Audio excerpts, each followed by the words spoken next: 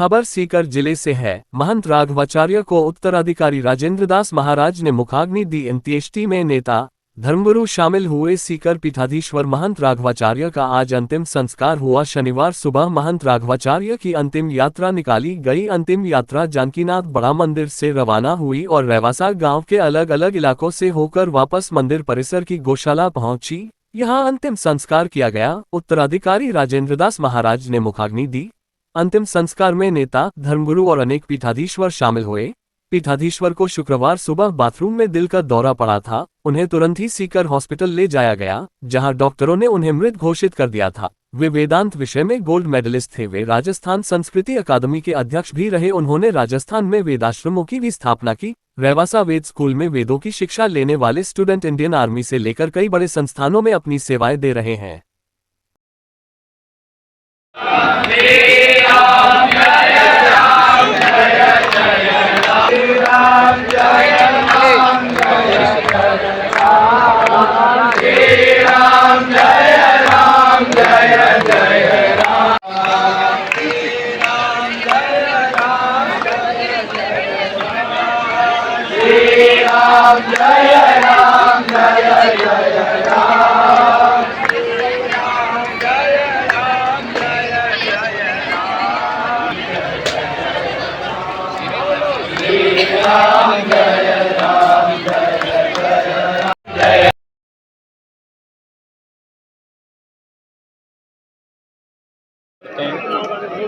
ऐसे संत विरले ही धराधाम पर आते हैं। जैसा शास्त्रों में अंकित है कि भगवान के पार्षद इस प्रकार के संत होते हैं। जैसे हमारे त्रिवेणी सरकार थे परम पूज्य नारायण दास जी महाराज, ऐसे हमारे डॉक्टर राघवाचार्य जी महाराज तो संस्कृत के लिए संपूर्ण जीवन काम करते रहे। संस्कृत और संस्कृति के उत्थान के लिए कार्य करते हैं। उसी क्रम में कहाँ राम मंदिर का आंदोलन हो, कृष्ण जन्मभूमि का आंदोलन हो, काशी विश्वनाथ की उन्हें उसी स्थान के दर्शन हो जहाँ पहले बुद्धू में विराजमान थे। ऐसे अनगिनत आंदोलनों से निरंतर महाराष्ट्र जुड़े रहे और उन्हीं की प्रेरणा से आज हजारों बालक उनसे शिक्षित होकर, दीक्षित होकर, कोई आर्मी में है, कोई किस में है, कोई किस में, सभी जगह सेवा दे रहे हैं, धर्मगुरु के रूप में दे रहे हैं।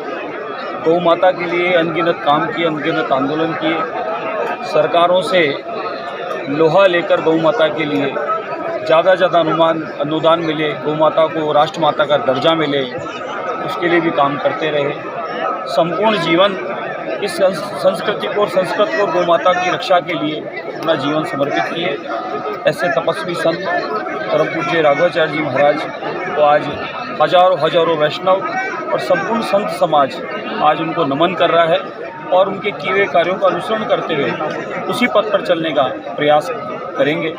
और ये माने कि वे शरीर रूप से जरूर पधारे हैं, लेकिन उनका दिया हुआ ज्ञान और मार्गदर्शन और उनका सत्संग और भक्ति का मंत्र वो सदैव हम सबके बीच व्याप्त रहेगा और वही हमें उत्तर बढ़ाने में और उनके कार्यों को आगे बढ़ाने में हमें मार्गदर्शन देते हुए सफलता देगा। प्रतिनिधि के रूप में मुझे भेजा, महाराज को भी श्रद्धांजलि अर्पित किए और उनके उत्तराधिकारी के रूप में राजेंद्र दास जी महाराज के प्रति भी उन्होंने सम्मान प्रकट किया और उनसे उम्मीद ये की है कि श्रीदेव राघवाचार्य जी जो जीवन का संकल्प लिया था भारतीय सभ्यता संस्कृति के रक्षण का, संस्कृत शिक्षा के उत्थान का, उस कार्य को उनके उत्तराधिकारी और तेजी के साथ करेंगे। ऐसी उम्मीद माननीय मुख्यमंत्री जी और राज्य सरकार से करती है। हम सब परमपिता परमेश्वर से यही प्रार्थना करते हैं कि दिवंगत महाराज श्री को परमात्मा अपने श्री चरणों में स्थान दे और उनके उत्तराधिकारी और बाकी जितने भी उनके शिष्य हैं उनको इस आघात को सहन करने की शक्ति प्रदान करने के साथ साथ महाराज श्री जी ने जो काम उनके जिम्मे छोड़ कर गए, उनके कंधों पे डाल के, उन कामों को वो पूरी दक्षता के साथ और तेजी से आगे ले जाते हैं और सफलता के नए शिखर। सर, कुछ दिनों पहले ना इन महाराजों के दिन राज्य सरकार ने पूरे प्रदेश में गुरुवंदन कार्यक्रम चलाया था। मुख्यमंत्री जी ने मरुधरा के 5 संतों की वंदना करने की जिम्मेदारी मेरे कंधों पर डाली थी और मैं इसी सिलसिले में महाराज श्री का वंदन करके गया था, उनका आशीर्वाद प्राप्त करके गया था। और जिस दिन मैंने मंत्री के रूप में कार्यभार ग्रहण किया था, उस दिन भी माननीय राघवाचार्य जी महाराज मुझे आशीर्वाद देने सचिवालय पर आए थे। आज महाराज श्री अग्रपीठा दिवस आचार्य जी श्री राघवाचार्य जी महाराज का आज 71वां वर्ष में गए और सदा धर्म का कार्य करते हुए इस आश्रम को इतना आगे बढ़ाया, इतना किया। और फिर योग्य अधिकारी 9 वर्ष पहले ही उन्होंने चुन करके, कोई को पता भी नहीं लगा, उनको पता था कि मेरा कितने से कब जाना है और कब आना है। वो स्वयं इतने जानकार थे, इतने अनुभवी थे, उनको पहले ही सब कुछ लिख कर दे दिया कि भाई मुझे कभी भी जा सकता हूँ। और ऐसे समय में गए कि अजा एकादशी का महत्व मिलना, फिर बाद में द्वादशी, साथ प्रदोष, ये क्या है, पूर्ण मोक्ष पद है। और ऐसे महापुरुषों को मैं तो बार बार प्रणाम करता हूँ और ऐसे आशीर्वाद दे कि जनता का और भी अच्छी सेवा होती रहे। जो ही राम सो ही राम। का समाधान कर, इतने सरल संत थे हमारे सबके। आज ऊपर से मान लो कि जैसे किसी के ऊपर बाप की छाया हट जाती है तो उसकी कृपा आशीर्वाद ही है। आज महाराज जी हमारे साथ में सशरीर नहीं है, सदेह नहीं है, पर उनकी कृपा, उनका आशीर्वाद हमारे ऊपर हमेशा रहेगा। हम जब भी कभी भी इस स्थान पर आएंगे और महाराज जी को याद करेंगे, वो हमारे साथ हैं, हमारे साथ थे, हमारे साथ रहेंगे हमेशा। ऐसे दिव्य महापुरुषों का इस धरती पर आना, और महाराज जी ने जितना बढ़िया निर्णय लिया, उनकी शंकराचार्यों को आप देख लीजिए। हमारे स्वरूपानंद जी महाराज, जिन्होंने अपने जीवन काल में उत्तराधिकारी घोषित नहीं किया, और वहाँ अभिमुक्तेश्वरानंद जी और वो दूसरे सदानंद जी आपस में खुद शंकराचार्य बन गए। दूसरे कहते वो नकली, वो कहता वो नकली।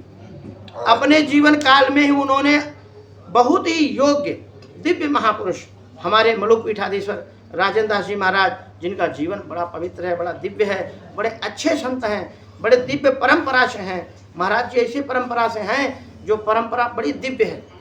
वो जो हमारे खाक चौक वाले महाराज जी के शिष्य हैं, इतने दिव्य संत थे, वो बड़ी दिव्य परंपरा के हैं।